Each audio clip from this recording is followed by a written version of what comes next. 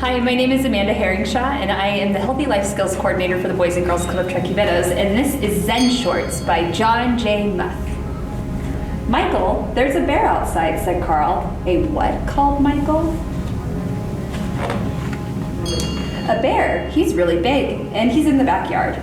What is he doing? Michael asked. He's sitting. He has an umbrella, said Carl. An umbrella? By the time the boys go outside, their sister Andy was already talking with him. I'm sorry for arriving unannounced, said the bear. The wind carried my umbrella all the way from my backyard to your backyard, and I thought I would retrieve it before it became a nuisance. He spoke with a slight panda accent. Michael introduced himself, then Andy introduced Carl because Carl was shy around bears he didn't know. And this is how Andy, Michael, and Carl met Stillwater. The next day, Andy went to have tea with Stillwater. Hello, Andy said as she stepped inside. Come in, a faraway voice called. Then she heard the voice say, oh yes, come out, come out. Stillwater was in the backyard. He was in a tent. This is a birthday present from my Uncle Ray, Stillwater said. He always gives presents on his birthday to celebrate the day he was born. I like it so much that I'm not staying in my house right now. Stillwater invited Andy to sit with him. You brought me some cake, said Stillwater. That was nice of you. Is it your birthday, he asked. No, said Andy. It's not mine either, said Stillwater, but let me give you a gift. For my uncle's birthday, I will tell you a story. Uncle Ray and the Moon. My Uncle Ray lived alone in a small house up in the hills. He didn't own many things. He lived a simple life. One evening, he discovered he had had a visitor. A robber had broken into his house and was rummaging through my uncle's few belongings. The robber didn't notice Uncle Ray, and when my uncle said, hello, the robber was so startled he almost fell down. My uncle smiled at the robber and shook his hand. Welcome, welcome. How nice of you to visit. The robber opened his mouth to speak, but he couldn't think of anything to say. Because Ray never lets anyone leave empty-handed, he looked around in his tiny hut for a gift for the robber. But there was nothing to give. The robber began to back towards the door. He wanted to leave. At last, Uncle Ray knew what to do. He took off his only robe, which was old and tattered. Here, he said, please take this. The robber thought my uncle was crazy. He took his robe, dashed out the door, and escaped into the night. My uncle sat and looked up at the moon. It was silvery light spilling over the mountains, making all things quietly beautiful. Poor man, lamented my uncle. All I had to give him was my tattered robe. If only I could give him this wonderful moon. Your uncle sounds nice, said Andy. I don't think I could have given away my only robe. I know how that is, said Stillwater, but there's always the moon. That was a good story, said Andy. Thank you, said Stillwater, and this is good cake. Thanks, said Andy. I made it myself.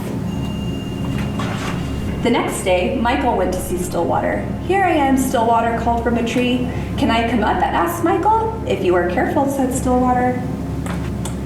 What if we could fly, said Michael. We could cast shadows on the clouds, said Stillwater. But what if we fell, said Michael. If we fell, we might break something, said Stillwater. That would be bad, said Michael. Maybe, said Stillwater. Maybe, asked Michael. The farmer's luck. There was once an old farmer who had worked his crops for many years. One day, his horse ran away. Upon hearing the news, his neighbors came to visit. Such bad luck, they said sympathetically. Maybe, the farmer replied. The next morning, the horse returned, bringing with it 2 other wild horses. Such good luck, the neighbors exclaimed. Maybe, replied the farmer. The following day, his son tried to ride one of the untamed horses, and he was thrown off and he broke his leg. Again, the neighbors came to offer their sympathy on his misfortune. Such bad luck, they said. Maybe, answered the farmer. The day after that, the military officials came to the village to draft young men into the army to fight in a war. Seeing the son's leg was broken, they passed him by. Such good luck, cried the neighbors. Maybe, said the farmer. I get it, said Michael. Maybe good luck and bad luck are all mixed up. You never know what will happen next. Yes, Stillwater agreed. You never know. The day after that, Carl went to visit Stillwater. Michael said, I could bring over our stuff to go swimming. I'm mad at Michael. He's always telling me what to do, so I brought everything. Said Stillwater. It's a little pool. I don't know if all of those things will fit. Let's see, Carl said. Let's see, said Stillwater. Stillwater looked at the pool. The things can go swimming, but we can't, he said. I brought too much stuff, said Carl. That's okay, said Stillwater. I'll help you carry it home later. Why does Michael always have to tell me what to do, Carl said. If he were here, I would climb up really high and I would jump on him like this. And I'd do a big smash like this. Later, Carl and Stillwater had tea. Carl, said Stillwater, you spent the whole day being angry with Michael. Did you notice how much fun we had? Carl watched the steam rise from his cup. I'm sorry I brought all this stuff, Carl said. You don't need to be sorry, said Stillwater. Right now, you need to carry, hold tight, and I will tell you a story.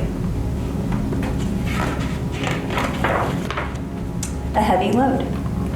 Two traveling monks reached a town where there was a young woman waiting to step out of her seated chair. The rains had made deep puddles, and she couldn't step across without spoiling her silken robes. She stood there, looking very cross and impatient. She was scolding her attendants. They had nowhere to place her packages they held for her, so they couldn't help her across the puddle. The younger monk noticed the woman, said nothing, and walked by. The older monk quickly picked her up and put her on his back, transporting her across the water and put her down on the other side. She didn't thank the older monk. She just shoved him out of the way and departed. As they continued on their way, the young monk was broadening and preoccupied. After several hours, unable to hold his silence, he spoke out. That woman back there was very selfish and rude, but you picked her up on your back and carried her? Then she didn't even thank you? I set that woman down hours ago, the older monk replied. Why are you still carrying her? Do you think you have carried it long enough? Asked Stillwater. Yes, said Carl. Good, said Stillwater. And this is how Andy, Michael, Carl, and Stillwater became friends. The end.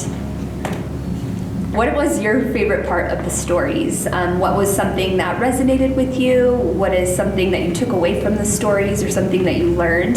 Please comment below and let us know how you felt about Zen Shorts today. I hope you're having a good day. Thank you for your time.